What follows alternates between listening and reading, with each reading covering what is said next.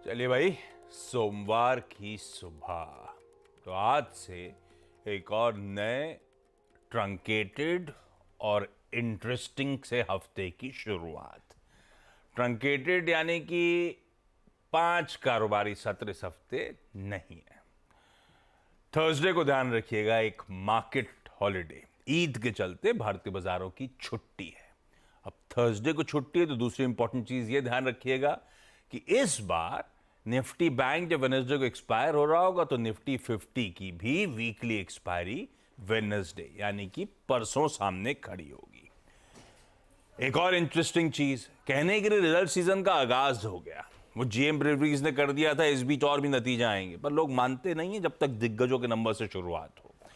तो result season का actual आगाज होगा इसी हफ्ते फ्राइडे को, जब दिग्गज टाटा कंसल्टेंसी सर्विसेज अपने तिमाही नतीजे घोषित करेगी। इसके अलावा ये आरबीआई गवर्नर साहब की कमेंट्री आपने सुनी होगी, एफओएमसी के फेड के पॉवेल साहब की। तो अब एक इंटरेस्टिंग आंकड़ा सामने खड़ा है। जॉब रिपोर्ट के तमाम नंबर्स आ रहे हैं, उस पर अभी बातचीत भी होगी नीरज जी से, पर इन्फ्लेशन के प्रिंट क्या कहता है। वेडनेसडे को यूएस का और फ्राइडे को अपना मार्च महीने का इन्फ्लेशन आंकड़ा सामने आ जाएगा।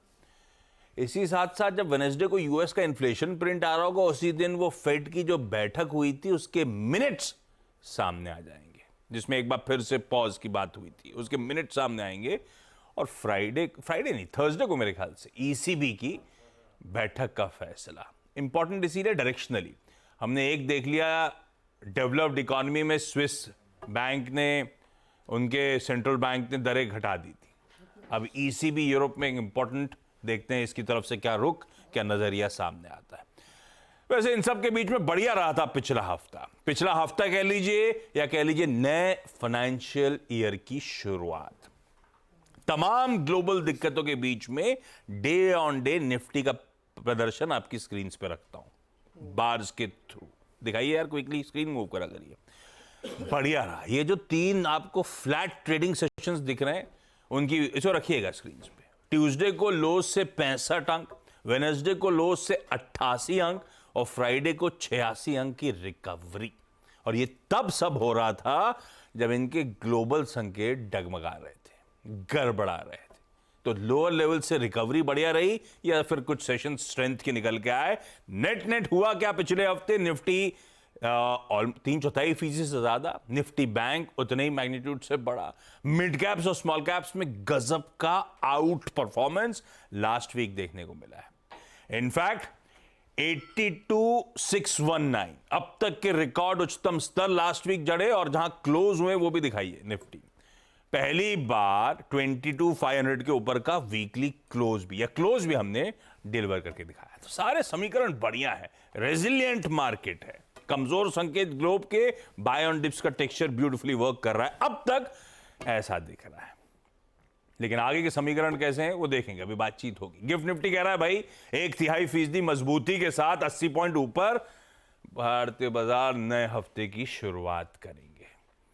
हमारे एशियाई पियर्स दिखा देता हूं, इस समय जो काम, एक ही बंद है मेरे ख्याल से, थाईलैंड का बाजार शायद, बाकी सारा एशिया खुला हुआ है और बढ़िया ही कर, हरे से ही, फ्लैट से हरा कह लीजिए, अच्छी मजबूती के साथ ये एशिया अच्छा कर रहा है। हैंडओवर बढ़िया था असल में यूएस से। हैंडओवर दिखाता हूं फ्राइडे का।